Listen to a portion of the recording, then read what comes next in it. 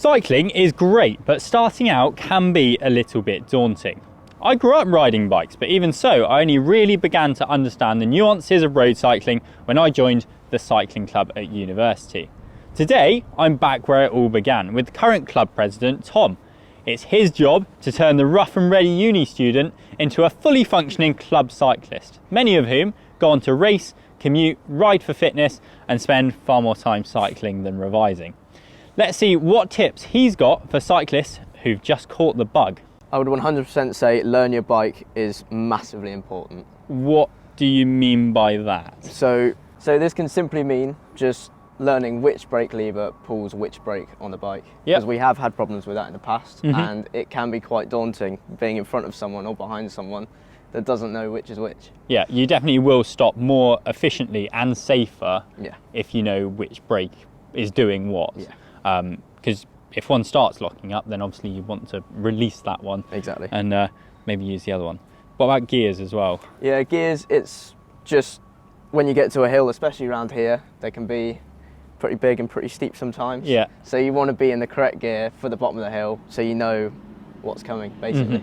I also think that being in the right gear helps you have a bit more control over the bike. Yeah, like if you're 100%. freewheeling down a hill and then you start pedaling again, you're in the completely the wrong gear, then you're just going to be a bit all over the place. So I think changing gear before you freewheel anywhere, and also momentum is king out on rides. So if you're in the right gear and you can power up a bit of a slope rather than losing all your momentum at the start of that hill, then that's going to help anyone, not just beginners. Whatever people and brands might tell you, you don't need expensive kit to ride a bike, and you also don't need it to be fast.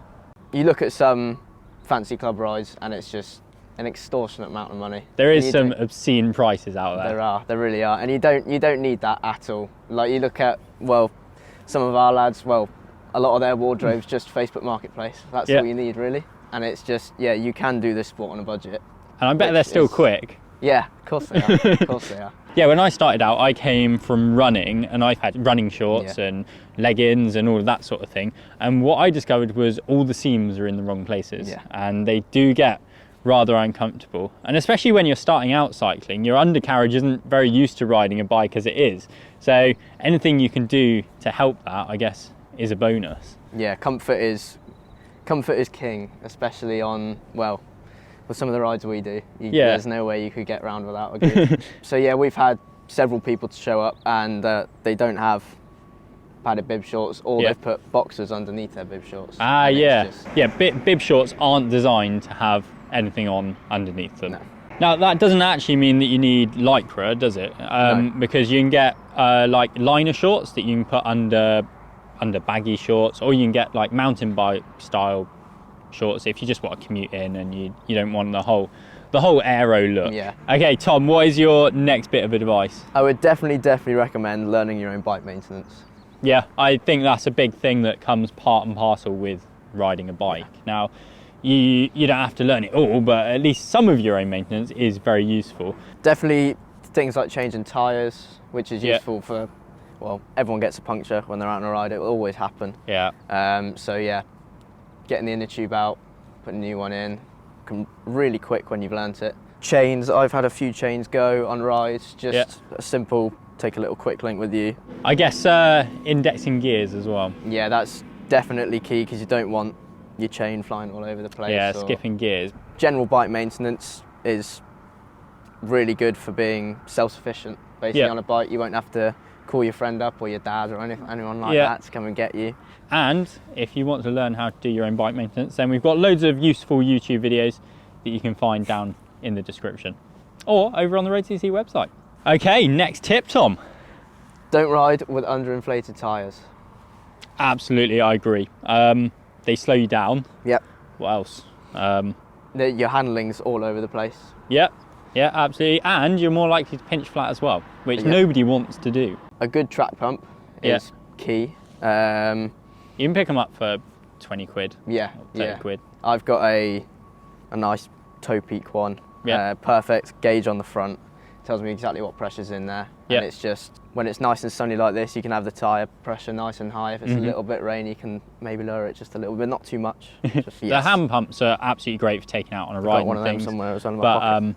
obviously they don't have a gauge. So no. But they're for fixing punctures. If you do, well, when you puncture, because you will. Yeah. They're the road. perfect for fixing you up. Definitely find people to ride with. Before I came to uni, I would maybe go out once, twice a week, and now I'm at uni. Especially when the weather's like this, I'll be out a good 3, 4, 5 times a week. You're an addict. I'm an addict. Basically, cyclists love talking about cycling. They do. So they could pass on their knowledge, and they taught me how to do my own bike maintenance, how to ride in a group safely, proper road etiquette, and all that sort of thing. And also, it's someone to talk to out on a ride.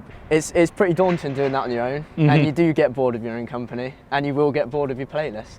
And then, of course, if you're out with other people, then you can draft them as well. You can sit on their wheel and shelter from the wind. Yeah, it means you can go further, basically. So you can share the load. You can, well, especially in my first year, I spent most of the time at the back. Just make sure you take lots and lots of food. Yeah. Food and water and just carbs, basically. Okay, one of the things that puts a lot of cyclists off is traffic. So what advice do you have to counteract that? Yeah, quieter roads and just the time of day, basically. Yeah. So you don't want to go out in rush hour. Yeah, traffic can absolutely make or break the success of a ride. It's the ugly truth of cycling, I suppose. You might not have the luxury of choice when it comes to choosing when you ride, but Sunday mornings are usually nice and quiet. Strava heat maps, they can show you popular routes that people take to certain destinations. Yeah, stuff like Strava heat maps is really good for bypassing those big roads. They'll show you like which underpasses are really popular, and the M4 isn't very popular for cycling. Now, one topic that we haven't discussed yet, and I'm sure it's on the thoughts of many beginner cyclist minds, is clipless pedals. Yes. So being physically attached to your bike. What is your advice on that? Yeah, it's another thing that can be quite daunting. I didn't start using clipless pedals until I came to uni. And you will have the inevitable moment at a traffic light where you just embarrass yourself falling over. But yeah, it's not necessarily needed, but it can bring, or will bring, massive performance benefits. Yeah, I think they can be not only more comfortable, like proper cycling shoes, but you can also use the upstroke of your pedal stroke, and it gives a really good firm platform to start putting the power down, which is more efficient. Yeah. So if I want to start using clipless pedals, how should I go about it? Yeah, so you can also practice on nice and quiet roads. Yeah. Just clipping and unclipping. Yeah, a turbo trainer is another very useful thing to practice on. Yeah. Or just a general like flat surface. It's just. I guess you could even practice on grass where it's a bit softer. Exactly. Yeah. So then, Tom, any final words of advice for our budding new cyclists? Yes, definitely. Keep your chain nice and lubed up. Yeah, nice. It is a little known fact that squeaking chain is one of the most annoying sounds in the entire world. It really is. And if it doesn't annoy you, it probably will annoy everyone else. It will. I've had it several times where it's it could be pouring with rain and it's washed all the lube off my chain, and it's just you're almost embarrassed of it. At the end of the day, drivetrain components are some of the most expensive parts of your bike to replace. Yeah. And you don't want corrosion there, really. You want to avoid it for as long as possible. Yep. And the easiest way of doing that is just keeping the chain nice and oiled up. And no, WD-40 is not chain lube. It's just not. Okay, and number 10. Enjoy it. You have to enjoy it. It's just, I mean, look at the weather today. I'm out. You've got it. I'm planning on being out all day. You haven't got lectures? No lectures. They start next week. Now that might be exploring gravel tracks on a bike that's completely unsuitable. It might be challenging yourself to ride your first 100k. It might just be riding with some mates on a Sunday. Let us know any of your beginner cycling tips in the comments section below, and perhaps more importantly, any mistakes you've made, because we all have. If you like this content, then please give this video a thumbs up and make sure you're subscribed to the channel for more cycling advice. We'll see you next time.